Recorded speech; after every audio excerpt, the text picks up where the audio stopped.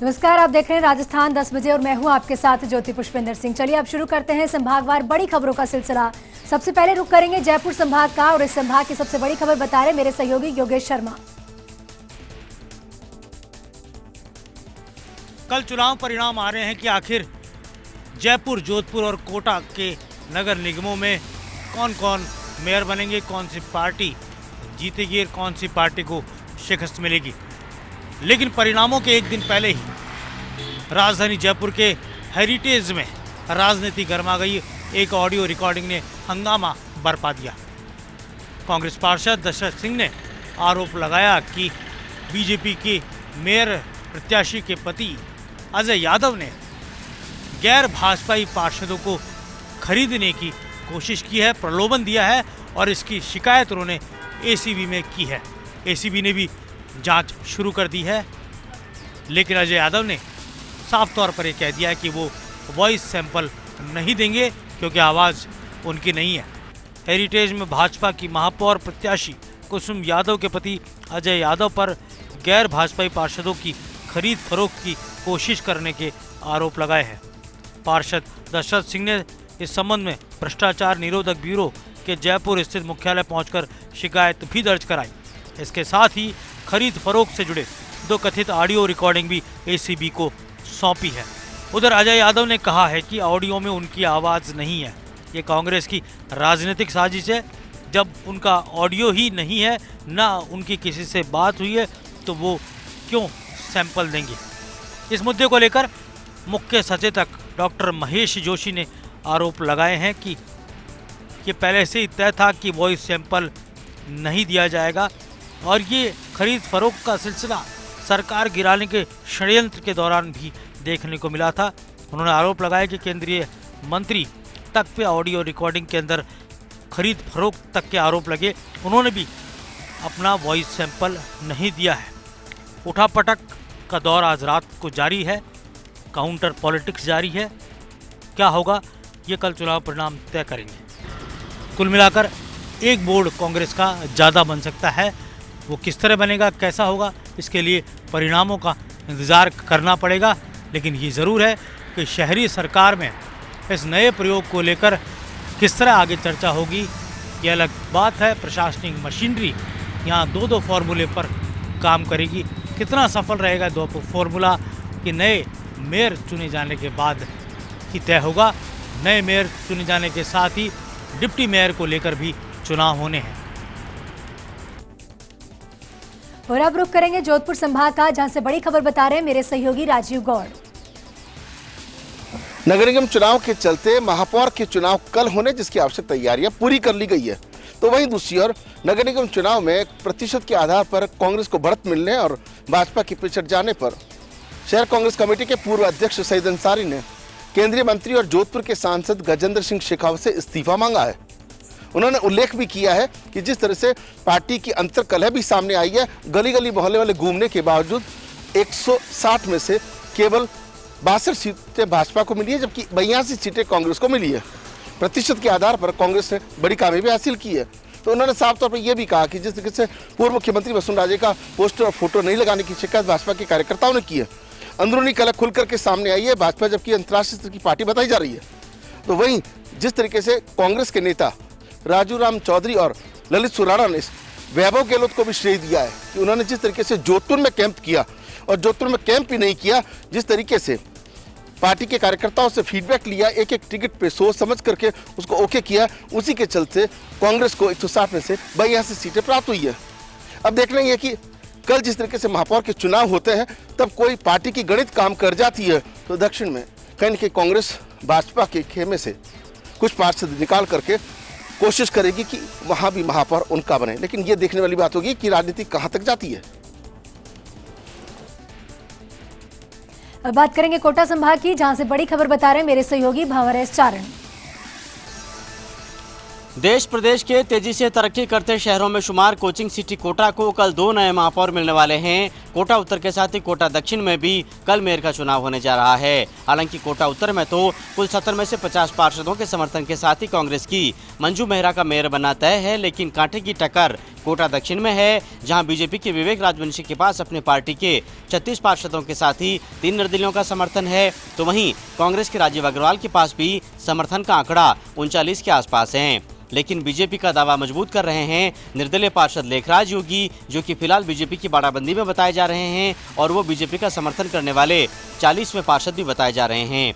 लेकिन इस पूरे मामले में पेच ये हैं कि कोटा में लेखराज योगी के परिजन तो बाकायदा उनकी किडनैपिंग की पुलिस को शिकायत दे चुके हैं। इस पूरे मामले में कोटा पुलिस की टीम लेखराज के पिता के साथ मध्य प्रदेश भी गई थी, लेकिन वहां से तो कोटा पुलिस को खाली हाथ ही लौटना पड़ा। लेकिन कल बीजेपी की बाड़ाबंदी के साथ लेखराज योगी वोट करने के लिए मध्य प्रदेश से कोटा आने वाले हैं। तो वहीं इन सब सियासी पेचों के बीच में मतदान को लेकर तैयारियां भी अब अंतिम दौर में है। जिला निर्वाचन अधिकारी उज्जवल राठौड़ ने एसपी सिटी गौरव यादव सहित पूरी निर्वाचन विंग के साथ आज मतदान स्थल नगर निगम परिसर का दौरा किया। इस दौरान फर्स्ट इंडिया से बात करते हुए कलेक्टर ने कहा कि ये चुनाव पूरी तरह से कोरोना गाइडलाइन की अनुपालना में होंगे। किसी भी प्रत्याशी को मतदान से पहले या बाद में किसी तरह का रैली या फिर जुलूस निकालने की कतई इजाजत नहीं होगी। तो वहीं एसपी सिटी गौरव यादव ने इस दौरान कहा कि हम मतदान स्थल के 200 मीटर के एरिया को पूरी तरह से सील करने वाले हैं और वहां किसी भी अनधिकृत व्यक्ति को प्रवेश की कतई इजाजत नहीं देंगे। आपको बता दें कि दोनों ही दलों के पार्षद काफी दिनों से बाड़ाबंदी में है। कांग्रेसी पार्षद जयपुर से बाड़ाबंदी से लौट चुके हैं, तो वहीं बीजेपी के पार्षद मध्य प्रदेश में बाड़ाबंदी से कोटा के लिए अब रवाना हो रहे हैं।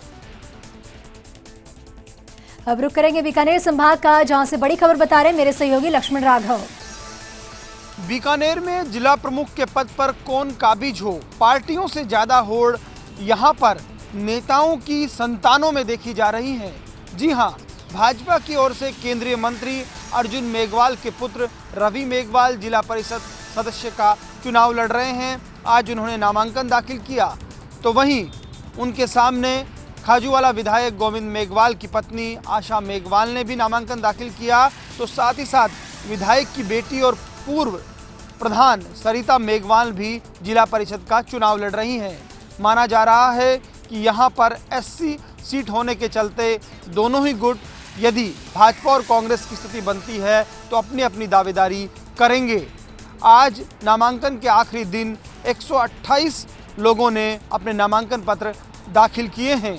कुल मिलाकर कहा जा सकता है कि बीकानेर में इस बार जिला परिषद में जोर आजमाइश खासी दिलचस्प रहने वाली है। कहीं ना कहीं कहा जा सकता है कि पार्टी के साथ साथ बीकानेर जिला परिषद में ये चुनाव नेताओं की शाख का विषय बन जाएगा और यहाँ एक तरफ सांसद हैं, एक तरफ विधायक, तो दूसरी तरफ पूर्व प्रतिपक्ष नेता सहित एक अन्य गुट भी सक्रिय है। कुल मिलाकर कहा जा सकता है कि बीकानेर जिला परिषद का चुनाव खासा दिलचस्प रहने वाला है। और वहीं अजमेर संभाग की बड़ी खबर बता रहे मेरे सहयोगी कौशल जैन। नाबालिग से दुराचार के आरोप में गिरफ्तार कैदी जेल जाने से पहले हुआ फरार। 10 दिन पूर्व ही इसे पुलिस ने किया था गिरफ्तार।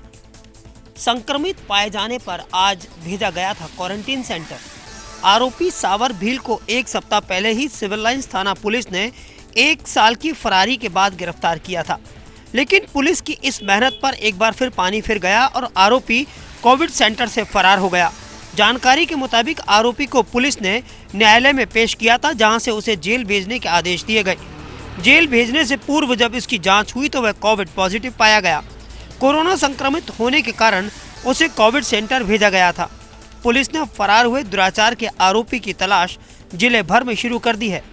क्वारंटीन सेंटर की खिड़की को फांद कर फरार हुआ ये आरोपी पिछले 1 साल से चल रहा था फरार। अब देखना यह है कि 1 साल से फरार चल रहे इस आरोपी को आखिर कब पकड़ पाएगी पुलिस। और वहीं उदयपुर संभाग की भरतपुर संभाग की बड़ी खबर बता रहे मेरे सहयोगी दीपक लवानिया।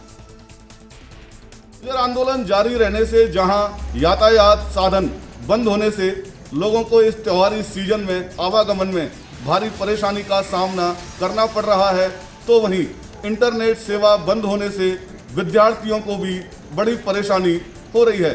गुर्जर नेताओं से वार्ता करने के लिए खेल मंत्री अशोक चांदना पहले तो जयपुर से हिंडौन पहुंचे और बाद में वार्ता स्थल सूरौट पुलिस थाना तय किया गया। पुलिस थाने के एक बंद कमरे में खेल मंत्री अशोक चांदना के साथ गुर्जर नेता कर्नल किरोड़ी सिंह बैसला, उनके पुत्र विजय बैसला, सवाई माधोपुर करौली के जिला कलेक्टर के अलावा करौली के एसपी व अन्य पंच पटेलों के बीच लगभग 3 घंटे तक वार्ता चलती रही।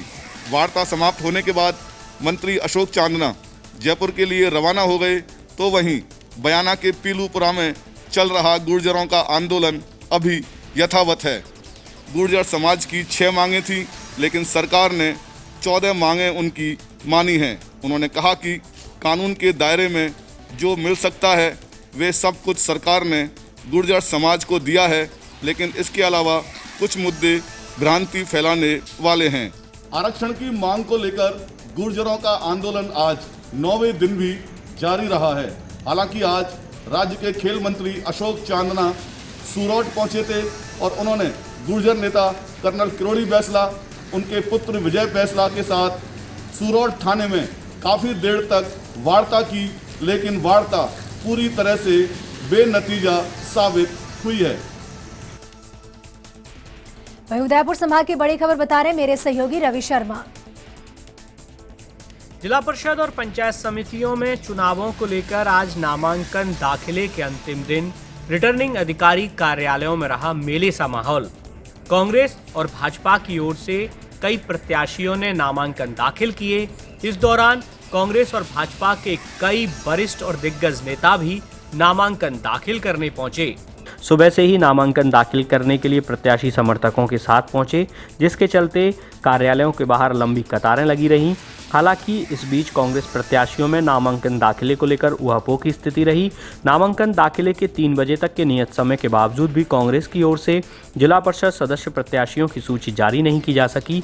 वहीं भाजपा ने भी ऐन वक्त पर अपने कई प्रत्याशी बदल डाले। जिला परिषद सदस्य और पंचायत समिति सदस्य के लिए भाजपा और कांग्रेस की ओर से कई वरिष्ठ और दिग्गज नेताओं ने भी नामांकन दाखिल किए। दरअसल भाजपा ने ऐन वक्त पर अपने कई तय नाम चेंज किए, तो वहीं कांग्रेस ने नामांकन दाखिले के नियत समय 3 बजे के बाद अपने अधिकृत प्रत्याशियों की लिस्ट जारी की, जो कि न केवल पार्टी की फजीहत कराने वाली साबित हुई, बल्कि अधिकृत प्रत्याशियों के मन में भी ऊहापोह की स्थिति रही कि आखिर अब वो क्या करें। हालांकि संगठन से मिले निर्देश और संकेतों के चलते कांग्रेस के अधिकांश प्रत्याशियों ने लिस्ट जारी होने से पहले ही नामांकन दाखिल कर दिए थे। मुख्यमंत्री अशोक